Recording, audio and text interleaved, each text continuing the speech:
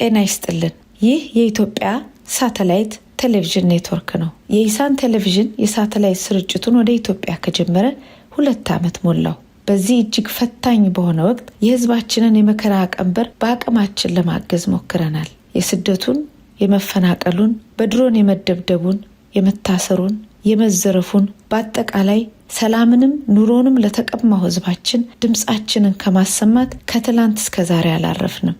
በሀገራችን ኢትዮጵያ እየደረሰ ያለው የህዝባችን መከራና ሰቆቃ፣ ህግ አልበኝነት፣ አምባገነናዊ ማናለብኝነት፣ ሁሉን ያላካተተ አድሏዊና የኃይል አገዛዝ እስካልተወገደ ድረስ የቱንም ያህል ቢከብድ የቱንም ያህል ጊዜ ቢወስድ ለመብት፣ ለእኩልነት፣ ለፍትህ የሚደረጉ ትግሎች ይቀጥላሉ። ሚዲያ ለዚህ ጉልህ ድርሻ አለው። ይህንንም የሚያውቁ ስርዓቶች ለህዝብ የወገኑ እውነትን የሚያጋልጡ ሚዲያዎች ለማጥፋት ሲሰሩ ኖረዋል። ሳይታክቱ መስራት ላይ የሚገኛሉ። ስለዚህ ነው የሳተላይት ቴሌቪዥን ከፍተን ለ24 ሰዓታት የሚተላለፍ ስርጭት የጀመርነው። በዚህ ስርጭት ህዝባችንን በመረጃና በእውቀት የማስታጠቅ አገልግሎት ላይ እርሶም ይተባበሩን። በአንጻሩ ለአመታት የዘለቁ ለሀገራቸው ለሙያቸው የታመኑ ባለሙያዎች፣ ደጋፊዎች ይህንን ለማክሸፍ በብዙ ጣውረዶች እየተፈተኑ በጽናት የሚዲያን አገልግሎት ለማስቀጠል ይጥራሉ። የህዝባችን መከራ እስካልቆመ ድረስ ዝም አንልም በማለት ኢሳን የኢትዮጵያ ሳተላይት ኔትወርክ አሁኑኑ አብዝቶ የእርሶን ድጋፍ ይሻል። መረጃው የሚሰሩ መረጃዎች በአጠቃላይ ለባለቤቱ ለኢትዮጵያ ህዝብ እንዲደርስ በሳተላይት መቅረብ አለበት። ያንን የሳተላይት ወጪ እርሶም ድጋፉን በማድረግ እንዲሸፈን እንዲያደርጉ በአክብሮት ይጠየቃሉ። አገልግሎታችንን ለሰፊው ህዝብ ወደ ኢትዮጵያ ለማድረስ በየወሩ የሳተላይት ክፍያ መፈጸም አለብን። እኛ ያለንን ሁሉ ሰጥተናል። እርስዎ በአቅሞት በጎፈንድሚ በተዘጋጀው ሊንክ ላይ አስተዋጽኦ ያድርጉ።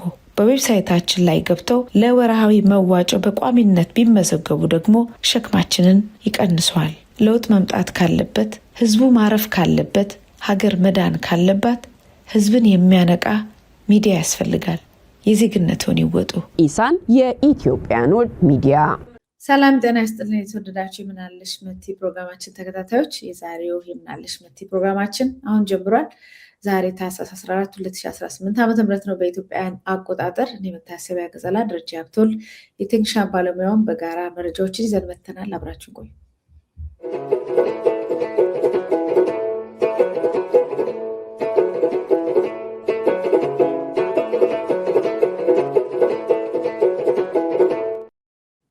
ደረጃ እንኳን ደህና መጣህ። እንግዲህ የክሪስማስ ዋዜማ ላይ ነው የምንገኘው ያለ ነው። የክሪስማስ ቫይቡ በየመንገዱ በየአካባቢው የሚታይ ነው በየሀገሩ።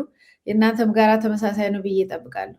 ትክክል፣ ተመሳሳይ ነው። መንገዶች፣ ምኖች፣ ጎዳናዎች በሙሉ ሱቆች፣ ሁሉም ጋር ስትገቢ እንግዲህ ያው ታውቂዋለሽ አውሮፓ ገና ይሸታል። እንግዲህ የተጋጋጡበት ጊዜ ነው ያለ ነው።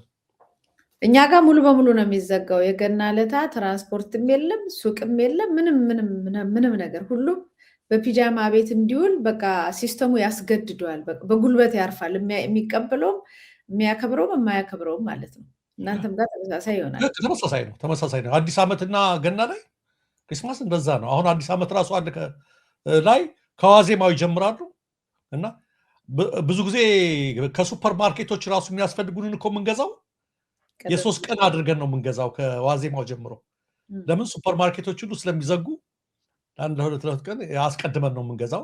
አንዳንዶች 1 ቀን ይዘጋሉ ሱፐር ማርኬቶች፣ አንዳንዶች 2 ቀን 3 ቀን ይዘጋሉ እና በጣም ኃይለኛ ነው። እኛ ደግሞ ጋዜጠኛ እረፍት የለውም።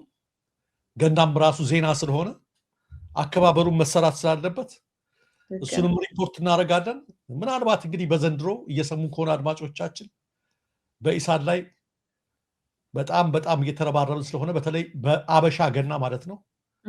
አበሻ ገና ጾሙ ሲፈታ ሮብ ቢሆንም ጋድ አለው ገና ይበላል። ስለዚህ የምታከብሩ የምታርዱ ሁሉ ቢያንስ የቆዳ ሽያጭ ነው የሚባለው ሀገር ቤት የቆዳ ንዋጭ የቆዳን ዋጋ ለኢሳን ታመጣላችሁ የሚለውን ከወዲሁ ብቻ እናሰባሰባቸው። የዚያን ቀን ምናልባት ገብተን ወይ በዋዜማውም ወይ በማግስቱ ገብተን የኢሳን ጉዳይ አሳሳቢ ስለሆነ ባለፈው አድርገናል።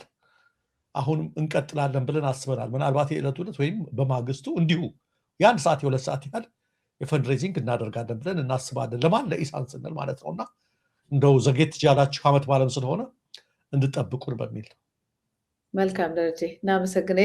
የዛ ቀን ይበለን፣ የዛ ሰው ይበለን። ሁሉም ተዘጋጅቶ ይጠብቃል። እኛም ደግሞ ለዓመት በዓል የሚመጥኑ ጨዋታዎችን ትንሽ ደግሞ ወጣ ብለን ሀዘን ብቻ ነው መቼም ኑሯችን፣ ግን ደግሞ ሪያሊስቲክ መሆንም ስላለብን ነው። ከዛ ውጭ ያሉንም ብዙ ነገሮችንም ይዘን ብቅ እንላለን። ለዛ ያብቃን። ዛሬ እንግዲህ ጦርነቱም ረሃቡም ምኑም እንዳለ ነው። በዚህ በኩል ደግሞ በመንግስት ፕሮፓጋንዳ ወደ እብደት እየወሰዳቸው ነው። አሁን ሪዝነብል ከመሆን ይልቅ በምክንያታዊነት ወጥተው ሌላ አደጋ ነገር ውስጥ እየገቡ ነው ያሉት እና እሱንም ይዘን መተናል። ደረጃ ወደዛው እንሄድ። ወደዛው እንሄዳለን። በቅድሚያ ያው መቼም አሳሳቢ ነገር ነው ኢትዮጵያ ጉዳይ ሁሌ።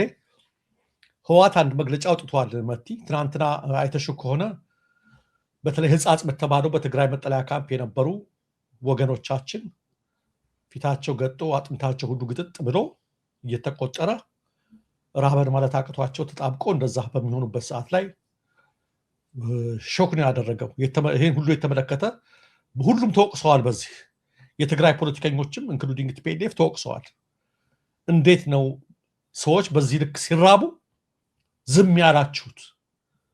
ለምንድን ነው ያልተናገራችሁት? ለምንድን ነው ይፋ ያላወጣችሁት? በሚል እኛም ትችት ሰንዝረናል። በርካቶች በፌደራል መንግስት በኩል ወይም በብልጽግና አገዛዝ በኩል ደግሞ ህዝብን እየከበብኩ እንደዚህ ያደርጋለሁ የምትል ውጤቱ በማን ላይ እንደሆነ እየተመለከትከው ነው። ለዚህ ደግሞ ዋናው ተጠያቂና ኃላፊነት የምትወስደው አንተን የሚል ወቀሳ እየጠነከረ መጥቷል እና ያን ተከትሎ ትናንት መግለጫ አውጥተዋል።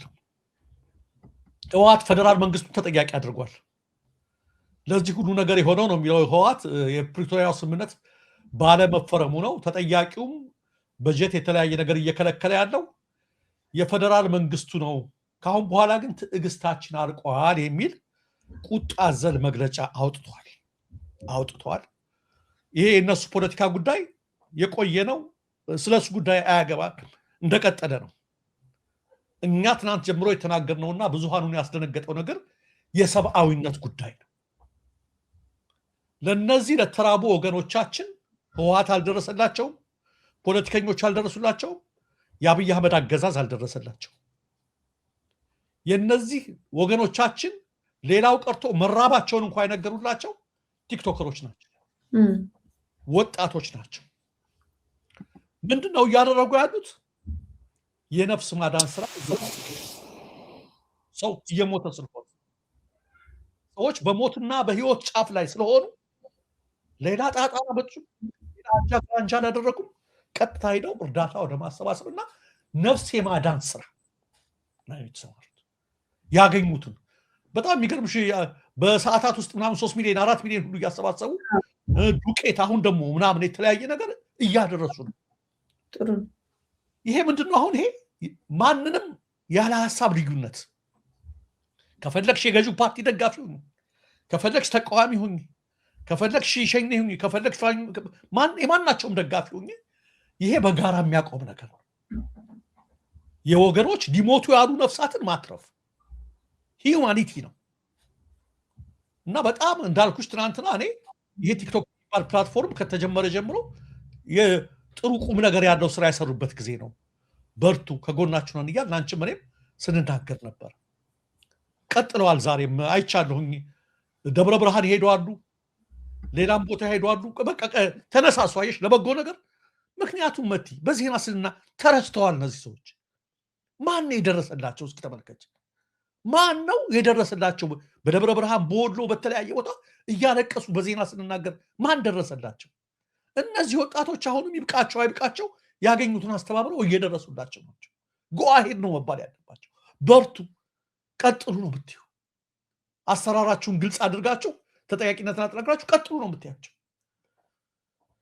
የብልጽግና ደጋፊዎች በተለይ ቀደም ሲል ኢህአዴግ ጋር የነበሩ እኛ ስም አንጠራ፣ እንደ ህዝብ ስልክ በሳንቲም የሚገለባበጡ በጎረሱት ልክ የሚያወሩ መቲ በጣም የገረመኝ ነው የገረመኝ። የክብር አባል የሚባሉ ትናንት ማታ ምን ይላሉ?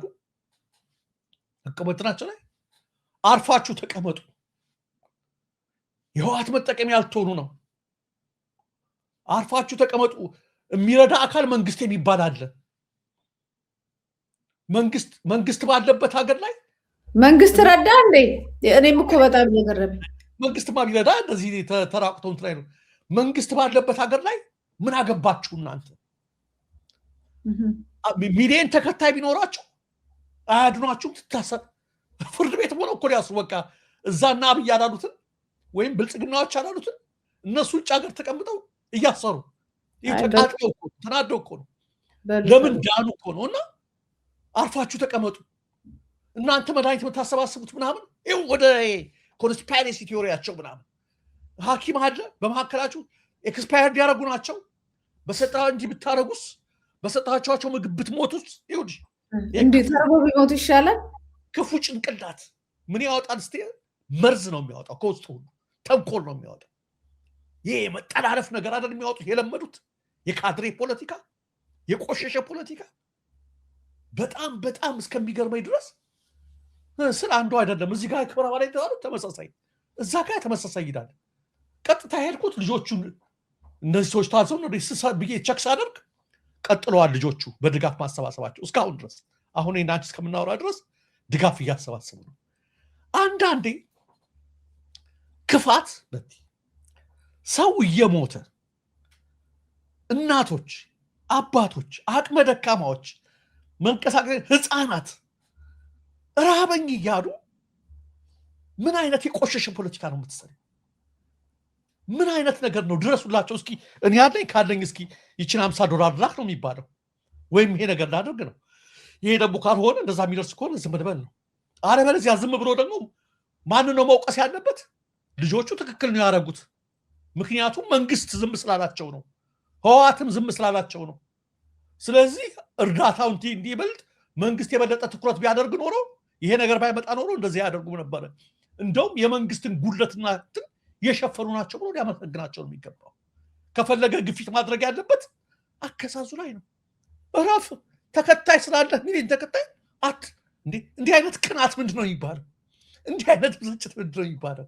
ሰው እየሞተ ሰው እየረገፈ ተራብኩ እያሉ ስብዕና እንዴት ነው የሚሰማቸው? እሱ ተደላድሎ በልቶ ያን ነገር እያወራ ነው። ሎሬት ጸጋዬ ገብረመድህን ረሃብ ስንት ቀን ይፈጃል ይላሉ። ረሃብ ስንት ቀን ይፈጃል? የረሃብን ሰይፍ አይሞትም። ዳዊት በአንድ ወቅት ነገሮች ከሆነ በደል ሰራና በምን ልቅጣህ ነው የለው። ለበደሉ 3 ቅጣት ነበር የተቀመጠለት። ይገርምሻል። አንዱ ሰይፍ ነበር፣ ሁለተኛው ወረርሽኝ ነበር የሚፈጅ ወረርሽኝ፣ ሶስተኛው ረሃብ ነበር። በፍጹም ረሃብ እንዳታመጣው ነው ያለው። በሰይፍ ቅጣት ነው ያለው። ረሃብ ጅል ነው፣ መጥፎ ነው። የተራቡት ያውቁታል የሚሉት ሎሬት ጸጋዬ የተራበ ነው ያን የሚያውቀው። በህይወትሽ ላይ በነፍስሽ ላይ ምን እንደሚሰራብሽ ማለት ነው። በዚህ ሁኔታ ላይ ላሉ ወገኖች እያለቀሱ ላሉ ወድቀው መሸከም አቅቷቸው በምስል እየተሰራጨ እየታየ ከተቻለ ሰው ያዝናል፣ ይጸልያል። ምን አመጣብን ብሎ ጊዜው ይላል። ኧረ እንደ ይሄን ነገር ብሎ እንትን ያደርጋል። ስብና ሲሰማሽ አርፋችሁ ተቀመጡ። እሺ አርፈው ተቀመጡም በል እነሱ እና ምንድን ይሙቱ እነዛ ይሙቱ ምን አገባችሁ ነው። ግልጽ እኮ በጣም በጣም በጣም እነዚህ ልጆች ነበር እኮ መንግስት ቢረዳ ወይም ምግብ ቢቀርብላቸው እኮ እነዚህ ቲክቶከሮች እኮ መሄድ አይጠበቅባቸው ሌላ ነገር ይሰሩ ነበር። የራሳቸው ሌላ መዝናኛቸው ምናምን የተለያየ ነገር ያደርጉ ነበር። እኔ ምን የአዲስ አበባ መስተዳድር ራሱ ትዝ ይልህ እንደሆነ አዳነች አቤቤ እንደዚህ አይነት እንትን ላይ እንደውም ራሷን የቻለች ሀገር ናት እንደ እስክል ድረስ መንግስት እንደ መንግስት የአደጋ ስጋት ምናምን ወይም ምናምን የሚባለው አካል እርዳታ ይሰጣል። አዲስ አበባ ሁሉ ጊዜ ለብቻ የአዲስ አበባ መስተዳድር ራሱን ጭና ምናምን ይዛ ሄደች ተብሎ ብዙ ጊዜ ይሰራል። አሁን ምን ነው ጸናች ማለት ነው? ይሄ እናንተ ራሳችሁ ባወጣችሁት አንቀጽ ተገንጥላችሁ መሄድ ትችላላችሁ ባለችበት ጸንታ ነው ወይስ ምን ነው? አሁን ዝም አሉ ማለት የሰው ልጅ እኮ የሰው ልጅ ነው። እነዚህ እናቶች ምን አደረጉ? ምን አደረጉ? ብቻቸው ነው ፖለቲካውንም ምኑንም የሚሰሩት ሌሎቹ ናቸው። ከነሱ ጋር ግብግባቸውን ይቀጥሉ። ሰው ምን አደረገ? ህዝቡ ምን አደረገ? ለቃላቱ ለቃላቱ ይቅርታ ይደረግልኝ። የቀድሞም ድጋፍ የፖለቲካ ግልሙትና እኮ ነው፣ ድጋፍ አይደለም እኮ የታወቀ ነው። ታረቁ ሲባል እፍ ሲሉ ሄደ ይዛ ጫነች። እውነተኛ ግን ከስብዕና የመነጨ ቢሆን ኖሮ ትናንትና ይሄን ነገር ሲመለከቱ ነገ ከነገ ወዲያ ህዝብ ሲበዛባቸው የሆነ ነገር ሊያደርጉ ይችላሉ። አይደለም መፍጠን ነበረባቸው። ትናንት ይሄ ራብ ተከሰተ ተብሎ ያ ሲታይ እስካሁን ድረስ ምንም ነገር አላሉ። እስካሁን አልተዘገበምም ደግሞ አይደል? አልተዘገበም። በመንግስታዊ መገናኛ ብዙሃን አልተነገረም። ያኔ ለምንድን ነበር እንደነገርኩሽ ይሄ እንትናቸው ጊዜ ነው። የወረት ፍቅሩ ሽርሽር ጊዜ ስለሆነ የድጋፉም የምኑ መንስኤ ምንድነው? ሰብአዊነት አይደለም። እግዚአብሔርን መፍራት አልነበር። ለሰው ልጆች እንድረስ አይደለም። ምክንያታቸው ያ ፖለቲካ ነው። ይሄ ቆሸሽ ፖለቲካቸው ከዛ ከዚህ ለማድረግ ነው። አሁን ህወሓትና እንትና ተጣሉ፣ ብልጽግና እና አብይና እነ ደብረጽዮን መልሰው ተጣሉ፣ ተኳረፉ፣ ጫፍ ላይ ደረሱ። ስለዚህ ምን አገባን ብለው ዝም ብለዋል። እኔ ከነሱ በላይ የገረመኝ እንደው ቅድም እንዳልኩሽ ነው። በርቀት በዚህ ተቀምጠው በ10 ሺህ ማይልስ ተቀምጠው ከብልጽግና በላይ ብልጽግና በቃ አባል እኮ አድርጓቸው ብለን እኛ እኮ ከአሁን በፊት ጠየቅንላቸው። እነዚህ ሰዎች ደግሞ ይገርምሻል፣ በዚህ ልክ ይጮሃሉ። አባል አላደረጓቸው፣ ክፍያ ብቻ ነው የሚከፍሏቸው፣ ክፍያ ነው የሚሰጧቸውና ፕሊዝ ብልጽግናዎች የምትሰሙ ከሆነ ቢያንስ እንደው ትንሽ እንዲቀንሱልን እኛን ጩኸቱን እያደረጉ ያሉት የማመልከቻም እያስገቡ ነው። ከብልጽግና በላይ ሆኖ ብልጽግና ሲጮሁ እባካችሁ አባል አድርጉን እያሉ ነው። ደግሞ የለመዱት የዛ አይነት ስራ ነው ከድሮ ጀምሮ። ከዛ ውጭ መስራት ስለማይችሉ ልምዳቸውን ግምት ውስጥ በማስገባት ቀደም ሲል እንደዛ እንዳገለገሉ ግምት ውስጥ በማስገባት እባካችሁ አባል አድርጋችሁ እኛንም ገላግሉን። ይሄን ከማለት ውጭ ምንም አይባልምና እጅግ የሚያሳፍር የሚያሳዝን ነገር ነው። ነገር ግን እንዳልኩሽ ምን ብለው ሊያግዷቸው ይችላሉ? ምንም ሊያግዷቸው አልችሉም። ህወሓት እንዲህ ስለሆነ ህወሓት ፌደራል መንግስት አለ ተብሎ አይደል? የማይበገር መከላከያ አለ እያሉ ራሳቸው ይናገሩ አይደል? የማይበገር መከላከያ፣ የማይበገረው ፌደራል መንግስት፣ የማይበገረው እንዴት ህወሓት ያቃተው ታዲያ ምንድን ነው? ራሱ ያስከብራል። ላይ የምትችሉባቸው የህወሓትን ጉዳይ መንግስት ካለ ህወሓትን እንትን ይበል ከቻለ፣ ያ ስላልቻለው ለህወሓት መጠቀሚያ ትሆናላችሁ አይባልም። ኢትስ ሂውማኒቲ እየሰሩ ያሉት ነገር ስብዕና ሰብአዊነት ላይ ያነጣጠረ ጉዳይ ነው። ባለን አቅም ትናንት እንዳልነው እንደነገርኳችሁ አሁን ሄደዋል። ይሄ ደግሞ ትንሹ ልጅ አንድ ቲክቶከርም ስማቸውን ስለማልይዘው ነው ደብረ ብርሃን ሂደዋል። ደብረ ብርሃን ሂደው እየደገፉ ነው። እነሱ ሁሉ ድጋፍ አድርጉላቸው። በየቦታው እየተደረገ ነው። ሁላችንም ተባበር የሚለው ነው የመጀመሪያው መረጃችን። መልካም። ዛሬ በፍቃዱ ኃይሉ የምናውቀው ዞን 9 ብሎገር ላይ የነበረ አሁንም ካርድ ድርጅትን የሚመራ ትልቅ ፖለቲከኛ ነው። በቅርቡ መጽሐፍም አውጥቷል እና ዛሬ የለጠፈው ነገር ነበር። በሀገራችን ፕሮፌሰር መስፍን ወልደማርያም ደጋግመው የጻፉትና አማርቲያን ሴን የዓለም ሎሬት የተሰኙበት ጥናቶች ውስጥ ችጋር ወይም ፌሚን የፖለቲካ ውድቀት ውጤት መሆኑን የሚያረጋግጡ ናቸው። ረሃብ ወይም ችጋር የፖለቲካ ውድቀት መሆኑን የሚያረጋግጡ ናቸው ይላል። ሌላ ምንም እዚህ ላይ የሚጨመር ነገር የለም። ሰው አሁን በብዙ ነገር ሊተረጉመው ምናምን ይችላል። ድርቅ አይደለም፣ የመሬት መንቀጥቀጥ አይደለም፣ ከሰማይ የወረደ መዓት አይደለም። በፖለቲካ ምክንያት ዋጋ የሚከፍሉ ዜጋ ናቸው። እኔም አንድ ጊዜ ሰቆጣ ሄድኩ ጊዜ የዛ ሁሉ ህዝብ አንድ አዳራሽ 17,000 ሰው ነበር እና ብዙ መጠለያዎች ናቸው ያሉት። ከዛ ውስጥ የተወሰኑ ደግሞ ግሩፖች ነበሩ ከትግራይ የመጡ ነበር እና ብፁዕ አቡነ ባርናባስ ነበሩ አካባቢውን የሚመሩት እና ለብቻ ጠዋት ላይ እርዳታ እንዲሰጥ ሲደርጉ እነማን ናቸው እነዚህ ከትግራይ የተፈናቀሉ ናቸው።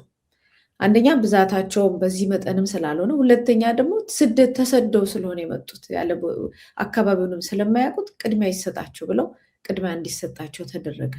ከዛ በቀን ሂደት ደግሞ ሌላውን ይሄን በሺ የሚቆጠረውን ደግሞ እንትን እየተባለ አመት በዓልም እንደዚሁ ዝግጅት ሲደረግ እንደዚህ ከትግራይ ተፈናቀሉ መልካቸው ከሰቆጣ ተፈናቀለ ፉጣ ወረዳ ምናምን አብርገሌ ምናምን እዛ ውስጥ የነበሩት ጠቅላላ ከዚህ ቋላ የነበሩት ከትግራይ የመጡት መልካቸው አንድ አይነት ነው። ጉስቁልናቸው አንድ አይነት ነው። ክሳታቸው አንድ አይነት ነው። ችግራቸው አንድ አይነት ነው። ረሃባቸው አንድ አይነት ነው። ምንም ልትለይ የምትችልና ለአንዱ አዝነ ለአንዱ ላታዝን የምትችልበት የሰውነት ነገር የለ። በቃ በጣም አሪዮስ ካልሆንክ በስተቀር እና ጨክኖ አሁን አላየውም አልሰማውም የሚባለው ነገር እኔ እንጃ በሰማይም በምድርም በታሪክም የሚያስጠይቅ ይመስለኛል። እና አሁን ይህን ስል ደግሞ ሁሉም አቅጣጫ በወሎም ያሉትን በደብረ ብርሃን ያሉትን እንደዚህ እንቅስቃሴው ከተጀመረ አይቀር በደንብ ተደራጅቶ ሴንትራል የሆነ ቡድን በደንብ የሚታመን ተፈጥሮ በሁሉም አካባቢ ላይ ህዝብን የማዳን እንቅስቃሴ መደረግ አለበት ብዬ ነው የማምነው። ደረጀ ወደ ሌሎች መረጃዎቻችን እንሂድ። አመሰግናለሁ መቲ፣ አመሰግናለሁ። አዎ ብዙ የሚያስብል ነው። ነገ ከነገ ወዲያም ስለምንቀጥልበት ድርቅስ ረሃብ ያስከትላል የሚለው ሁሉ እናየዋለንና የትም ቦታ ድርቅ ስላለ ማለት ነው። ረሃብና ጠኔ ግን ያለው እኛ ጋር ብቻ ነው፣ እናየዋለን። ሌላው መቲ በአማራ ክልል የሚደረጉ አውደ ውጊያዎች ቀጥለዋል። በተለይ በጎጃም አካባቢ የድሮን ጥቃት ተፈጽሞ ትናንት ሰላማውያን ተገድለዋል። ነገር ግን አውደ ውጊያውን እንትን ሊሉት አልቻሉም። በአዊ ዞን ቦታዋን በትክክል እንድጠራት እዚህ ጋር እንትን እንዳደርግ ብዬ ነው። አዊ ዞን ጃዊ ወረዳ ጃሂማራ ቀጠና ላይ ውጊያ ተደርጎ ነበረ እና በዚህ አውደ ውጊያ ወደ ስፍራው ተንቀሳቅሶ ነበረ ብዛት ያለው ኃይል ጥቃት ለማድረግ ወደ ቀጠናው እና አንደኛ ሞክሮ ከ3 ከ4 ቀን በፊት ሳይሳካለት እንደገና በትናንትናው ዕለት ብዙ ኃይል ጨምሮ ነበር ለማስከተል ለሁለተኛ ጊዜ የገባው። ሰሌን ውሃ ከተባለ ቦታ ላይ በደረሰበት ሰዓት ላይ የፋኖ ኃይሎች በፈጸሙት ጥቃት 34 የሚሆኑ ናቸው ህይወታቸው ያለፉት፣ ከ20 በላይ ናቸው የቆሰሉት። የሆነ ሆኖ በምስል የደረሰን አንድ ኦራል እዛ ቦታ ላይ በሳት ጋይቷል፣ በዲሽቃ ተመቶ ማለት ነው። እንዳልነበረ ሆኗል። የኦራሉ ብቻ አይደለም የሚገርመው መቲ፣ ኦራሉን ለማንሳት ተልኮ የመጣ ክሬን ነበረ። ክሬኑም እዛው ላይ እንደነበረ ተመቷል። ግን ሾፌሩ በህይወት ተርፏል። የክሬኑ አሁን ምርመራ ማጣራት እየተደረገበት ነው። እንዳለቀ ወደ ቤተሰቦቹ ይላካል ተብሏል። ይህ ብቻ አይደለም። ከትናንት በስቲያ በደሴ ከተማ በዙሪያው ማለት ነው በተደረጉ አውደ ውጊያዎች 4 ከተሞችን ነው በቁጥጥር ስር ያስገቡት። 4 ከተሞች በቁጥጥር ስር ገብተዋል። እነሱም አያታ፣ ፋና፣ ጽድገበያና አጥንት መስበሪያ የተባሉ ናቸው። በጣም ከፍተኛ አውደ ውጊያ በዛም አካባቢ እየቀጠለ ነው። ከተሞችንም መቆጣጠራቸውን ቀጥለዋል ማለት ነው። ሌላው በሸዋ ቀጠና በቀወት እና በሸዋሮቢት አካባቢ እንደዚሁ ከባድ አውደ ውጊያ እየተደረገ ያለበት ሁኔታ ላይ ነውና ከግንባር በርካታ መረጃዎች እየመጡ ያሉበት ነው። ይህን ተከትሎ እኔ ለማንሳት የፈለግኩት በአሁኑ ሰዓት መቲ፣ እኔና አንቺም ስንወያይ ዝር ሌላም ጊዜ በተደጋጋሚ እንደምንናገረው በተለይ መከላከያው ደመሰስን፣ እጅ ሰጡ የሚል ፕሮፓጋንዳዎች በመንግስት መገናኛ ብዙሃን በነ አሚኮ በመከላከያ ይፋዊ ገጽ ላይ በማህበራዊ ትስስር ገጹ ማለት ነው በየቀኑ ያለማቋረጥ አንድ ፎቶዎችን ለ10 እያባዙ እንደምንናገረው የሆኑ ፎቶዎችን እንደዛ እያደረጉ መሳሪያ እያሳዩ ገቡ፣ አለቀ የአማራ ክልል ጉዳይ ምናምን የሚል በሰፊው በእቅድ በአቅጣጫ ተቀምጠው ለወራት ነው የተሰራ። 2-3 ወር ሆኖ አሁን በተለይ በተጠናከረ ሁኔታ ያለማቋረጥ አቅጣጫ ተቀምጦለት በጀት ተመድቦለት ትልቁ ዊፐናችን ፕሮፓጋንዳ ነው። ትልቁ መሳሪያችን በፕሮፓጋንዳው እንደዛ ማድረግ ነው በሚል ሲሉ ውሸት ነው፣ መሬት ላይ ያለው ሀቅ እውነት ነው፣ ይሄ አይደለም፣ ይሄን አይገልጸውም እያልን ደግሞ እንጋፈጣለን እኛ። እነሱ ያን በሚዲያቸው በሙሉ በማህበራዊ ሚዲያ ሰራዊታቸው በምናቸው ውሸት ነው፣ መሬት ላይ ያለው ሀቅ ይሄ ነው። ደግሞ አሁን ማስረሻ ሰጠ የሚባለው እጅ ሰጠ ብለው አብዛኛው የቀረው በሙሉ እጅ ሰጠ፣ ተደራደር ነው። እንደውም ዜናው የተዘገበው እኮ ድርድር ተደረገ፣ ወደ ሰላም ገቡ፣ የቀሩት ጥቂት ናቸው የሚል ውሸት ነው። ማስረሻ ይዞ የገባው በጣም ጥቂት ነው። የቀን ሰራተኞችን እያፈሳችሁ እያሳያችሁ ነው። ተው፣ ይሄ ነገር ነገ ጧት ይገለጣል ስንል ሲናገሩ ነበር። ሰሞኑን ስብሰባ እናደርጋለን ብለው እነ መሐመድ ተሰማ እናረጋ ከበደ ምክትሉም ሲሄዱ በየቦታው እንደውም ጥቃት ተሰንዝሮባቸው ማምለጣቸውንም ሰምተናል። ያ ነገር አልቻል ብለው አሁን ደግሞ ጀነራል ዘውዱ ሰጣርጌ ነው ማን የሚባለው ጀነራል ያለውን ንግግር እንድንሰማ ብዬ ነው። ይሄ የቅዳሜ ዕለት ውይይት ነው አሁን የምንሰማው። የእሑድ ከትናንት በስቲያ እሑድ በተደረገው ውይይት የተናገረውን አንዴ እንስማ። ኦነግ ሸኔ እጅ እንዲሰጥ እኮ ያደረጉት ሴት ልጅ እናትና ሕፃን ቀንበር ተሸክመው ባስ ብለው ነው እንዲያስገቡ ያደረጉት። እናንተ ስለምን ይህን ፈጠራ ትፈጥሩም? ለሰላም ስትሉ፣ ለአንድነት ስትሉ፣ ለፍቅር ስትሉ፣ ለመኖር ስትሉ ይሄ ነው እውነታውን የተናገሩትና እንግዲህ የተባለው ሁሉ ፕሮፓጋንዳ እውነት ቢሆን ኖሮ ይሄ ጀነራል አሁንም ሞተው ኦሮሚያ ክልል እኮ ያን ያህል ኦነግ ሸኔ እጅ ሰጠው ህፃናት ሳይቀሩ ቀንበር ተሸክመው ነው፣ ስለ ሰላም ለምነው ነው፣ ፈጠራ ፈጥረው ነው፣ እስኪ እንዲህ አድርገን ሰላም እናንጣ ብለው ነው። እናንተ ምንድነው የክሬቲቪቲ የለም ወይ ያላቸው ነው። ፈጠራ የለም ወይ? የፈጠራ ነገር ለምንድነው ልጆቻችሁን ማታመጡት እያለ ነው። ተመልከቱ እንግዲህ ይህቺ የወጣች መረጃ ናት። እነንትና የማይዘግቡልን ማለት ነው። በሌላው ሚዲያ ግን የሚነገራችሁ በቀን በምንድን ነው? አብቅቷል ነው፣ ሰላም ሆኗል ነው፣ ሁሉ ነገር አብቅቷል ነው። ሁሉ ነገር ካበቃ ጀነራሎቹ ደግሞ ልመና ላይ አይሰማሩም ነበር። ሄሎ መቲ ሴቶችንና እናቶችን የነሱ ተቀንበር ተሸክማችሁ ሄዳችሁ አምጡ የሚል ጥያቄ አይመጣም ነበረ። ተሸከሙ እናንተ ሴቶቹ ተሸክማችሁ እንደዚህ ብላችሁ ልጆቻችሁን ሸፍተውብናል አምጡ እያለ እኮ ነው። አሁን አምጡ ነው which means ምንድነው መቲ እኛ የምናወራው ነገር ትክክል መሆኑን የሚያረጋግጥም ነው። የጀነራሉ የአማራው ክልል እሳት እንዳለ ነው በተባለው ፕሮፓጋንዳ የተለወጠ ነገር የለም እያልን እኛ በየቀኑ እናገራለን። መሬት ላይ የሚነገረው ነገሩ እየተባባሰ መምጣቱን እንጂ የብልጽግና ሚዲያዎች እንደሚናገሩት እየረገበ አይደለም። ይሄ ፕሮፓጋንዳ የትም አያደርስም።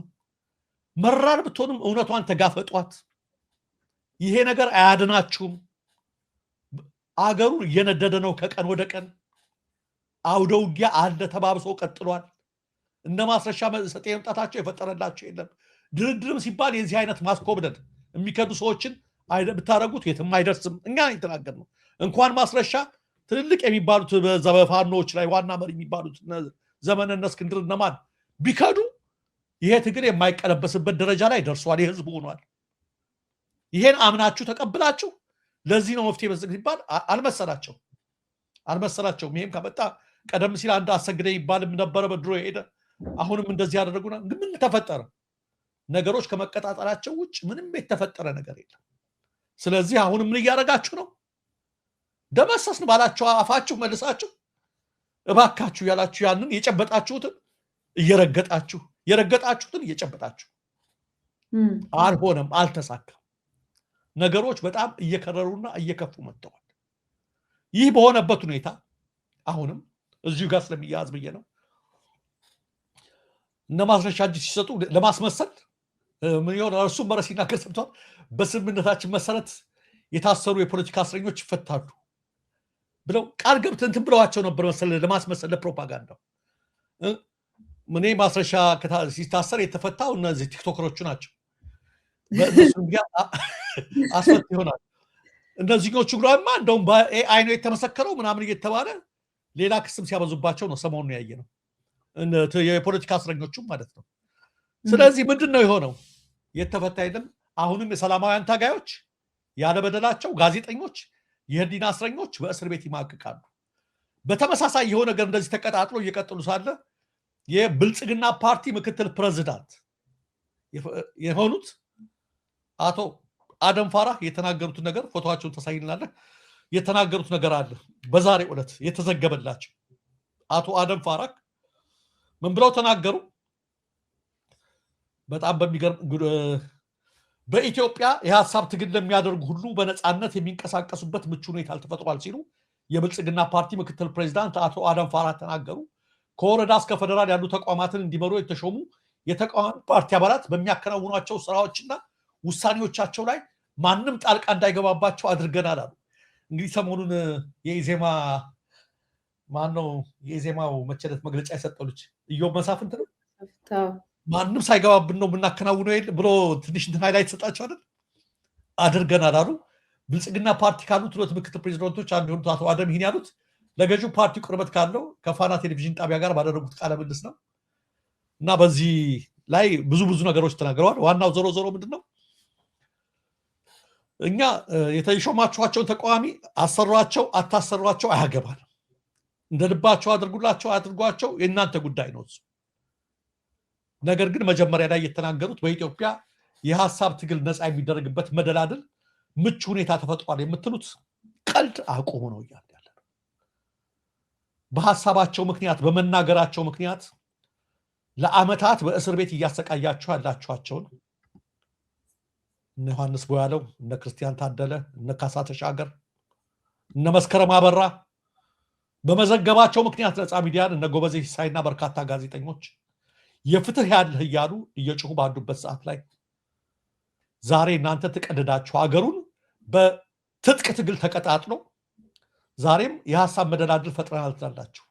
ገና ኢትዮጵያ ውስጥ ከዚህ የበለጠ እሳት ይነዳል እናንተ እስካላችሁ ድረስ የሚታየውን እውነት ዲናይ እያደረጋችሁ በኢትዮጵያ ውስጥ በሐሳብ መታገል የማይታሰብ ሆነበት ሌላው ቀርቶ የደቸበለ ዘጋቢዎችን ፈቃድ ነጥቃችሁ አትሰሩም እያላችሁ ባላችሁበት ሰዓት ላይ ኢትዮጵያ ውስጥ በሐሳብ የመናገር ሐሳብን የመግለጽ ነፃነትን መደላድሉን ፈጥረናል ማለት ቀልድ ነው። ስለዚህ ዛሬ በየአቅጣጫው የተቀጣጠለውም ትግል መነሻው ያመለካከታችሁ ነው።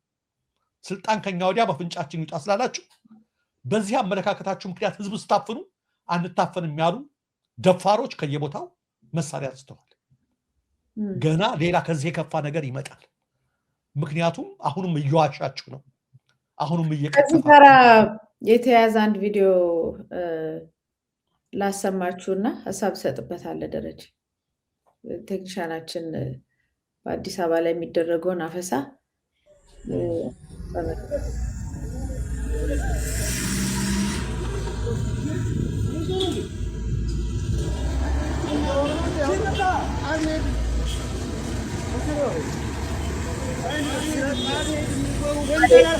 ወንጀል አልሰራሁም። አፈሳ ነው። በጠራራ ፀሐይ ማለት ነው። ይሄ ነው ኢትዮጵያ ማለት። የሆነ ኢትዮጵያ ይሄ ነች። ወጣቶች በአውቶቡስ ነው የሚታፈሱት። እንደውም እንደ ትልቅ ነገር ልክ እኛ አውቶቡስ የምናውቀው የህዝብ ማመላለሻ ነበር ወይም ታክሲ ምናምን ነበረ።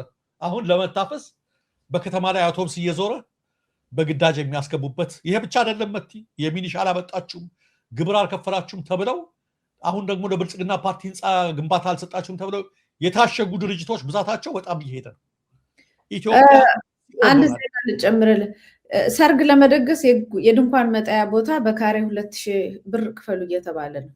2000 ብር ለሰርግም ለለቅሶም ድንኳን በየአካባቢው ይጣላል አይደል? በየበሮቻችን ላይ ምናምን ይጣላል እና ለዛ በካሬ 2000 ብር ካልከፈላችሁ እሱም አይቻልም ተብሏል። ሙሉ በሙሉ ኢትዮጵያ ውስጥ ተከልክሏል ማለት ነው። እንደዚህ አይነት ነገሮች የማህበራዊ ጉዳያችን ማለት ነው።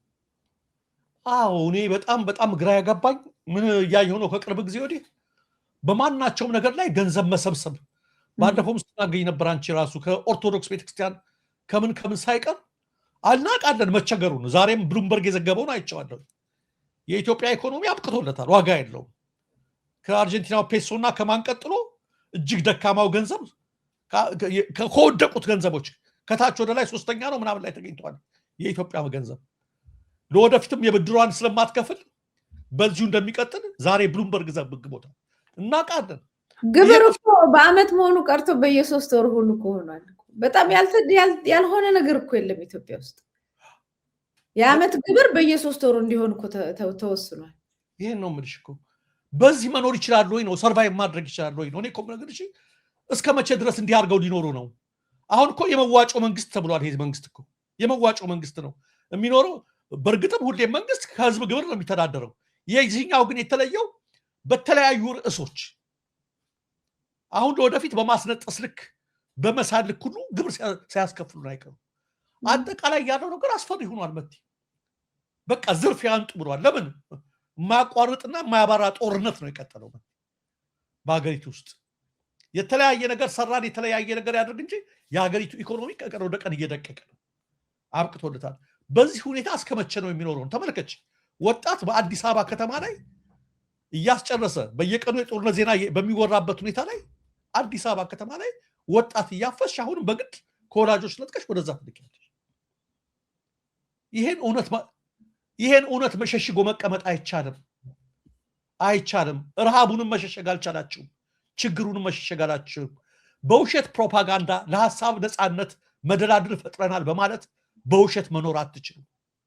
ነገሮች በራሳቸው ጊዜ ወደ እናንተ እየመጡ ነውና እጅግ በጣም አስከፊ ነገር ነው እየሆነ ያለው። መቲ መቼም እግዚአብሔር ተጨምሮበት ከእንደዚህ የከፋው ነገር ይገላግለናል የሚል እሱ ነው እንግዲህ ተስፋ የምናደርገው። በዛ ላይ የሚደረገውን ግድያና እገታ እንዳንረሳ ብዬ ነው። ትናንትና አንቺም ስታነቢው ነበረ ወደ 100 ሰዎች ታፍነው መወሰዳቸውን ከወለጋ እናት ፓርቲ ያወጣውን መግለጫ። በነገራችን ላይ በኦርቶዶክሳውያን ላይ የሚደረገው ነገር እንደቀጠለ ሆኖ ሲኖዶስ ጥሩ ውሳኔ አንዱ የወሰነው ነገር አለ። ትናንት ያላየነው አንቺ ላይ ያናነሳሁት የአርሲውን ሀገረ ስብከት ሊቀ ጳጳስ አቡነ ያሬድን ከኃላፊነታቸው አንስቷቸዋል። ይሄ በጣም መልካም ነገር ነው። ሌላ በአንቺ ያላነሳ ነውና ማንሳት ነበረብን በየአብያተ ክርስቲያናቱ የገቢ ማሰባሰቢያ የምትሳተፉ ወገኖች አርቲስቶች እናመሰግናችኋለን። በቅድሚያ ጥሩ ነው ያላችሁን ነገር ለማገልገል የምትሞክሩ ሁላችሁንም አንጨፈንቅም። ሰሞኑን ግን የወጣው መረጃ የሚያስደነግጥ ነው። መቲ ለገቢ ማሰባሰቢያ ተብሎ ሐዋሳ ላለ ቤተክርስቲያን 4.5 ሚሊዮን ብር ነው ወጪ ሆነው የተገኘው 2 ሚሊዮን ብር ነው። እና ልክ ያ ዶሮ ጠፍታ በሬ ሽጦ እንደመጣው ፍርድ ቤት አዲስ አበባ ዶሮ ሊፋረድ ማለት ነው። ያ የወሎ እንትን ገበሬ ዶሮውን ሰርቀውት በሬው ሽጦ አልመጣም ፍርድ ቤት እንደዛ ነው የሆነው። እና ስናገለግል በተለይ በቤተክርስቲያን ጋር አካባቢ ስናገለግል የሚያበራየውን በሬ አፉን አትሰረው ይላል። ጾማችሁን አገልግሉ እያልኩ አይደለም። ምን አገልግሉ አይደለም። ቤተክርስቲያንን ስናገለግል እንደ ስራ መሆን የለበትም። ቤተክርስቲያንን ስናገለግል እንደ ስራ ከሆነ ይቅርብን። በቃ ለጸጋው ከሆነ ለአገልግሎቱ ከሆነ ቤተክርስቲያን ስናገለግል ለበረከቱ ብለን ነው መሆን ያለበት እንጂ አንዳንድ ሰዎች አሉ የቤተክርስቲያን ስራቸው እንደ ስራ የሚያዩ ልክ ሰው ጧት ቢሮ እንደሚገባ የሚያዩት። ያ ይቅርብን፣ በቃ ይቅርብን። ይሄ ማለት የሆነ ነገር አታገኙ ማለት አይደለም። ግን ለቤተክርስቲያን የምናደርገው አገልግሎት ጸጋው እንዲጨመርልን እንዲበዛልን ለበረከት ከሆነ እንደው ክፍያ ለምንድን ነው ይሄን የፈራሁት? ቲክቶክ ፌስቡክ ላይ በዚህ ቤተክርስቲያንን መገበያ ያደረጉት የሚሉትን እየወቀስን ባለንበት ሰዓት ላይ ቢዝነስ አደረጓት የሚለውን አንድ ማስታወቂያ ሲዟዟር ተመልክተን ነበረ። ለቤተክርስቲያን ላይ ማስታወቂያ ማሰራት የምትፈልጉ በዚህ ደውሉልን የሚል ማስታወቂያ በጣም አደገኛ። ከሰራችሁ በነጻ ስሩ፣ አገልግሉ፣ ለበረከት አገልግሉ። በተረፈ ሁላችሁንም ባይሆን በዚህ ላይ የተነካካችሁ በጣም ታሳፍራላችሁ። 2 ሚሊዮን ብር ለማግኘት 4 ሚሊዮን ብር ወጪ አስደረጋችሁ። ቤተክርስቲያን ለመስራት ለገቢ ማሰባሰቢያ ውስጥ ሄዱ። ትልልቅ ሆቴል ምን ያደርግላችኋል? ወይ የምታርፉበት ነገር ለቤተክርስቲያን እኮ ተቸግራ ነው። ከፈለጋችሁ እዛው አድራችሁ ቤተክርስቲያን፣ ካልሆነ ደግሞ እዛ የምታከራዩ ደግሞ ድንገት አንዳንዴ ነው ለፕሮግራሙ ቤት እንከራይ ሆቴል ብላችሁ እንደው ለስቱዲዮ ነገር እናደርጋለን የምትሉት አከራያችሁም ቀንሳችሁ ለበረከት ተከራያችሁም ደግሞ አነስ ያለውን እንዴ ይሄ ለምቾትና ለምናምን ይሄ የሚወጣበት ከሆነማ ምን አደረገና እናንተ ራሱ ምን ተሰማችሁ? 2 ሚሊዮን ብር ለማግኘት 4.5 ሚሊዮን ብር ወጣ ማለት ዝርፊያ ነው፣ ንግድ ነው። ቤተክርስቲያን ደግሞ መነገጃና መሸጫ ማድረግ ክልክል ነው። በጣም ነውር ስለሆነ ይሄን መታገድ አለበት። ግን አቡነ ያሬድ ጋር የተወሰነው ውሳኔ ሲኖዶሱ መልካም ነው የሚለውንም ማየት አለበት ብዬ ነው። በቲ ብዙ ወሬ አበዛ መሰለኝ። አይ ያው መረጃዎች ናቸው ጠቅላላ። ድንገት በተከሰተ በሽታ ከ47 በላይ ከብቶች ሞተውብናል ብለዋል የበና ጸማይ ወረዳ አስተዳዳሪ። እና ከብቶቹ አረፋ እየደፈቁ የሚሞቱ ሲሆን አረፋው ላይ የሚያኮርፍ ዝንቦች ወዲያውኑ ይሞታሉ። በጣም አደገኛ መሆኑ ነው። እንግዲህ ዝንቦቹም ራሱ ወዲያውኑ የሞቱት እዛ ላይ በደቡብ ኢትዮጵያ ክልል። ደቡብ ኢትዮጵያ መቼም በጣም ብዙ ፈተና የሚበዛበት አካባቢ ነው። ክልል ደቡብ ኦሞ ዞን እና በናጸማይ ወረዳ ድንገት በተከሰተ የእንስሳት በሽታ እስካሁን 47 ከብቶች መሞታቸውን የወረዳ ዋና አስተዳዳሪ አቶ ዮሐንስ ጋርሾ ለቲክፋ ገልጿል የሚል ዜና ወጥቷል። አሁን እኔ ይህንን ያወጣሁት ድምፅ ለማሰማትና አስፈላጊ የሕክምና ባለሙያዎች እንዲደርሱላቸው ነው። የኢትዮጵያን ድህነት እናውቀዋለን፣ ችግሩን እናውቀዋለን። በእንደዚህ አይነት ሁኔታ አርብቶ አደር ሆነው ወይ በከብቶቻቸው ላይ ተስፋቸውን ጥለው የሚኖሩ ኢትዮጵያውያኖች ድንገት ደግሞ ተጨማሪ ረሃብ ባለብን ላይ ተጨማሪ መከራ እንዳይደርስብን የሚደርስ አካል ይድረስ ለማለት ነው። ያው ብዙ ነገሮች እየተሸፈኑ ማህበረሰባችን ዋጋ እየከፈለ እያለቀ እየሞተን እንደሚገኝ እናውቃለን። ስለዚህ ይሄ አስቸኳይ በጣም አደገኛ ነው። ፎቶዎቹ ዘግናኝ ናቸው። እኔም እያየኋቸው ነው። እና አረፋ ደፍቀው ሌሎች ፎቶዎችም አሉ። አረፋ ደፍቀው እዛ ቦታ ላይ ዝንቡ እንዳረፈ ነው የሚሞተው ነው። በጣም አደገኛ ፖይዝነስ የሆነ ነገር መሆኑን ነው የሚያሳየው እና የበሽታው ትክክለኛ ምንነት እስካሁን መለየት እንዳልተቻለ የገለጹት ዋና አስተዳደሩ ከሞቱት ከብቶች ናሙና ተወስዶ ለምርመራ ጂንካ ወደሚገኝ የምርመራ ማዕከል መላኩንም አስታውቋል። ዝንቦች በሞቱበት ከብቶች አረፋ ላይ ሲያርፉ መርዝ ላይ የተቀመጡ ይመስል ወዲያውኑ ነው የሚሞቱት ያሉት ዋና አስተዳዳሪው አቶ ዮሐንስ ከሞቱ ከብቶች ጋራ ንክክ የነበራቸው ከብቶች ከሌሎች ጋራ እንዳይቀላቀሉ እየተደረገ መሆኑና ከዞኑና ከክልሉ ባለድርሻ አካላት ጋር ችግሩን የመቆጣጠር ስራ ለመስራት እየተሞከረ መሆኑን ገልጸዋል። ለማንኛውም መረጃውን አውጥተናል። የሚመለከተው አካል በተለይ ሐኪሞች እንዲደርሱላቸው አደራ ለማለት ነው። ይሄ ገብቷል። ዝንቡ በዛ ደረጃ ከሞተ ከሰውም ጋራ ግንኙነት ቢደረግ ሰውም ቢነካው በዛው ልክ አደገኛ ስለሚሆን ቀድሞ ለማሳሰብ ያለው ደረጃ ልክ ነው። ያሳስባል። ያሳሳቢ ነገር ነው። ጥንቃቄ ማድረጋቸው መቅበራቸው ጥሩ ነው፣ ግን የበለጠ ደግሞ ጥንቃቄ ማድረግ ያስፈልጋል።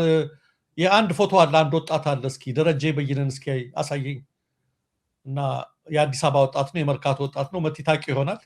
ችግረኞችን በመደገፍ እና በበጎ አድራጎት ስራው ነው የሚታወቀው። የአዲስ ከተማ ልጅ ነው። ሰሞኑን ታስሯል። ያለ ማስረጃ የፋኖ ደጋፊ ነው ብለው ማለት ነው። ከአሁን በፊት ከአድዋ በዓል አከባበር ጋር በተነሳው ዝግብ አስረው አሰቃይተው አውጥተውታል።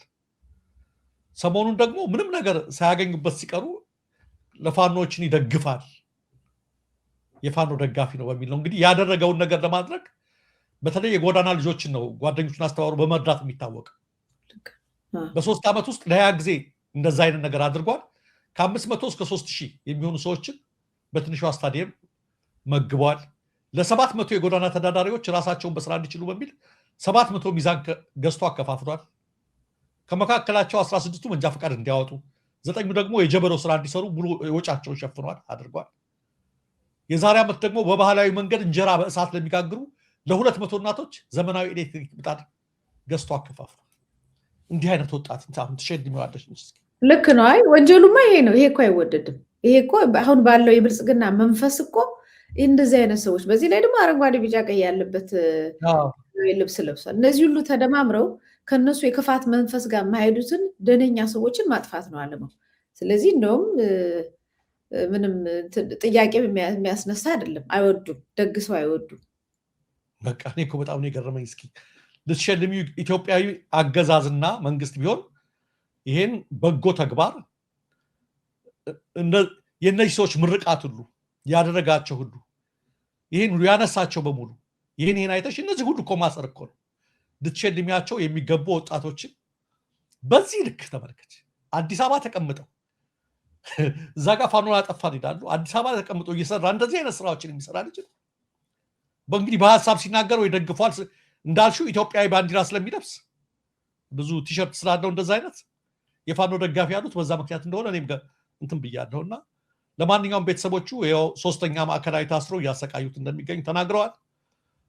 ወገን ጠይቁት፣ ያደረገላችሁም ያላደረገላችሁ አገራችሁን የምትወዱም ሄዳችሁ በሄደበት ቦታ ጠይቁት። እኛም በጸሎት እናስበዋለን ለማለት ነው። መቲ እጅግ በጣም አመሰግናለሁ ደረጀ። በዚሁ ፈጽም አድማጭ ተመልካቾቻችን እንግዲህ ለዛሬ ያዘጋጀነው መረጃ በዚሁ ተጠናቋል። እንግዲህ በነገ 2 ተመልሰን የምንመጣ ይሆናል። ከዛ በኋላ ግን በክሪስማስ ጊዜ ወይም በፈረንጆቹ ገና ጊዜ ደግሞ ሌሎች የተቀረጹ ፕሮግራሞች እናስተላልፋለን። ያስተናገድኳችሁን የመታሰቢያ ቅጠላ ከደረጀ ሀብተወልድ ጋር በጋራ ነበረ። ሰላም ቆዩ።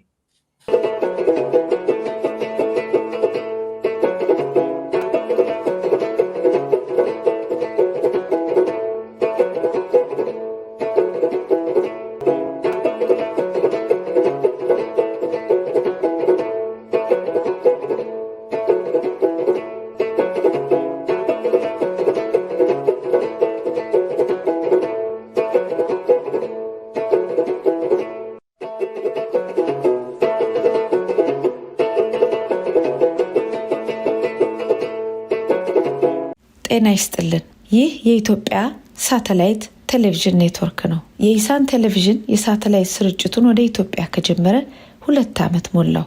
በዚህ እጅግ ፈታኝ በሆነ ወቅት የሕዝባችንን የመከራ ቀንበር በአቅማችን ለማገዝ ሞክረናል። የስደቱን፣ የመፈናቀሉን፣ በድሮን የመደብደቡን፣ የመታሰሩን፣ የመዘረፉን፣ በአጠቃላይ ሰላምንም ኑሮንም ለተቀማው ሕዝባችን ድምፃችንን ከማሰማት ከትላንት እስከ ዛሬ አላረፍንም። በሀገራችን ኢትዮጵያ እየደረሰ ያለው የህዝባችን መከራና ሰቆቃ ህግ አልበኝነት አምባገነናዊ ማናለብኝነት ሁሉን ያላካተተ አድሏዊና የኃይል አገዛዝ እስካልተወገደ ድረስ የቱንም ያህል ቢከብ የቱንም ያህል ጊዜ ቢወስድ ለመብት ለእኩልነት ለፍትህ የሚደረጉ ትግሎች ይቀጥላሉ ሚዲያ ለዚህ ጉልህ ድርሻ አለው ይህንንም የሚያውቁ ስርዓቶች ለህዝብ የወገኑ እውነትን የሚያጋልጡ ሚዲያዎች ለማጥፋት ሲሰሩ ኖረዋል ሳይታክቱ መስራት ላይ የሚገኛሉ ስለዚህ ነው የሳተላይት ቴሌቪዥን ከፍተን ለ24 ሰዓታት የሚተላለፍ ስርጭት የጀመርነው በዚህ ስርጭት ህዝባችንን በመረጃና በእውቀት የማስታጠቅ አገልግሎት ላይ እርሶም ይተባበሩን በአንጻሩ ለአመታት የዘለቁ ለሀገራቸው ለሙያቸው የታመኑ ባለሙያዎች ደጋፊዎች ይህንን ለማክሸፍ በብዙ ጣውረዶች እየተፈተኑ በጽናት የሚዲያን አገልግሎት ለማስቀጠል ይጥራሉ የህዝባችን መከራ እስካልቆመ ድረስ ዝም አንልም በማለት ኢሳን የኢትዮጵያ ሳተላይት ኔትወርክ